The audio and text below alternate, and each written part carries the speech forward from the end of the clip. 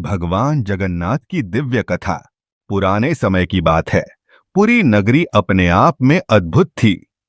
यह वह भूमि थी जहां भगवान जगन्नाथ, उनके भाई बलभद्र और बहन सुभद्रा का मंदिर स्थित था। भगवान जगन्नाथ को उस क्षेत्र में विशेष रूप से पूजा जाता था, क्योंकि वह अपने भक्तों के प्रति अत्यंत दयालु और स्नेही थे। पुरी के निकट एक छोटा सा गांव था, जहां माधव नाम का एक ग्वाला रहता था। माधव भगवान जगन्नाथ का परम भक्त था। उसका जीवन सादगी से भरा था, परंतु उसका दिल भगवान के प्रति असीम भक्ति से भरा हुआ था। वह प्रतिदिन सूर्योदय से पहले उठता और नहा धोकर भगवान जगन्नाथ के मंदिर की ओर निकल पड़ता। मंदिर के पास एक विशाल पीपल का वृक्ष था, जहां बैठकर वह भगवान के भजनों का गायन करता था। उसकी आवाज में ऐसी मिठास थी कि लोग दूर दूर से आकर उसे सुनते थे।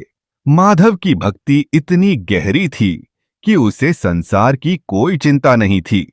उसका सारा ध्यान भगवान की सेवा और आराधना में लगा रहता। परंतु वह गरीब था और कभी-कभी उसके पास खाने के लिए भी कुछ नहीं होता था। फिर भी उसने कभी भगवान की उपासना में कमी नहीं की। उसके पास जो भी थोड़ा बहुत धन होता, वह भगवान के चरणों में अर्पित कर देता। एक दिन पुरी में एक भव्य रथ यात्रा का आयोजन किया गया।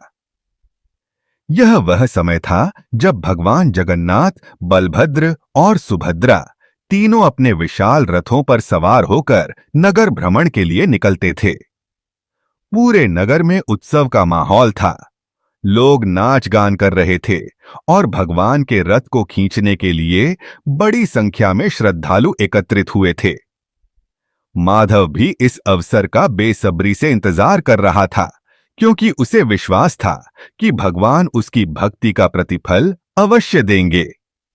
परंतु इस बार कुछ अजीब घटित हुआ।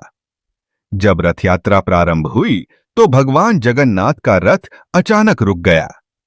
लोगों ने बहुत प्रयास किया, लेकिन रथ हिला तक नहीं। पुरी के राजा और मंदिर के पुजारियों ने कई तरह की पूजा और यज्ञ किए, लेकिन कुछ भी काम नहीं आया। तब राजा ने घोषणा की, यह भगवान की इच्छा है। उनके भक्तों में से कोई विशेष व्यक्ति ही इस रथ को खींच सकेगा। माधव, जो भीड़ में दूर खड़ा था, यह सुनकर अचंभित हुआ। उसके दिल में एक अजीब सी अनुभूति हुई। उसने सोचा, क्या यह भगवान की मुझ पर कृपा होगी? क्या मैं इस रथ को खींचने योग्य हूं? लेकिन उसने अपनी यह बात किसी से नहीं कही। रात हुई और माधव गहरी निद्रा में था। तभी भगवान जगन्नाथ ने उसे स्वप्न में दर्शन दिए। भगवान ने मुस्कुराते हुए कहा, माधव, तुम्हारी भक्ति ने मुझे प्रसन्न किया है। कल जब तुम रथ खींचोगे, तब मेरा रथ अवश्य चलेगा। माधव ने जब यह स्वप्न देखा तो उसकी आंखों में आंसू आ गए। वह विस्मित था कि भगवान ने उसकी भक्ति स्वीकार की। अगले दिन वह भोर में ही उठ गया और मंदिर की ओर चल पड़ा। जब वह रथ के पास पहुंचा तो पुजारी और राजा पहले से ही वहां उपस्थित थे। माधव ने उन्हें प्रणाम किया और विनम्रता से कहा, मुझे भगवान का रथ खींचने की अनुमति दीजिए। राजा और पुजारी हिचकिचाए, क्योंकि माधव गरीब और सामान्य ग्वाला था। परंतु भगवान के प्रति उसकी भक्ति को देखते हुए उन्होंने उसे अनुमति दे दी। माधव ने श्रद्धा से रथ की रस्सी को पकड़ लिया और भगवान का नाम लेकर पूरी शक्ति से खींचा।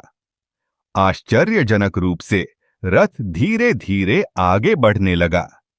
लोग यह चमत्कार देखकर अचंभित रह गए।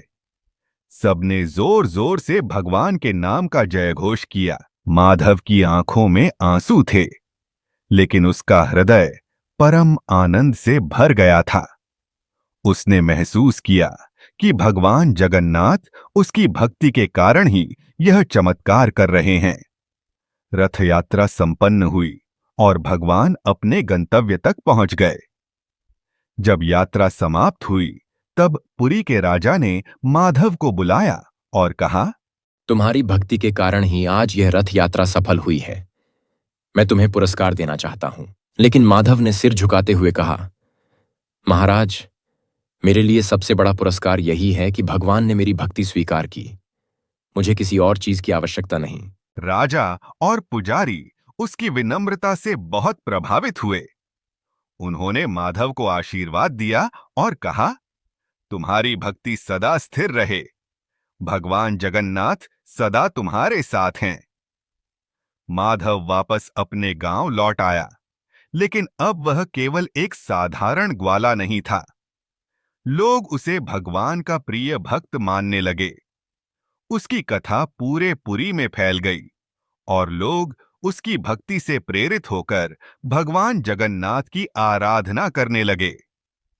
समय बीतता गया, परंतु माधव की भक्ति और भगवान के प्रति उसका प्रेम अमर रहा। उसने अपने शेष जीवन भगवान जगन्नाथ की सेवा में समर्पित कर दिया। कहते हैं कि जब उसकी अंतिम घड़ी आई, तो भगवान स्वयं उसे लेने आए और उसे अपने धाम ले गए।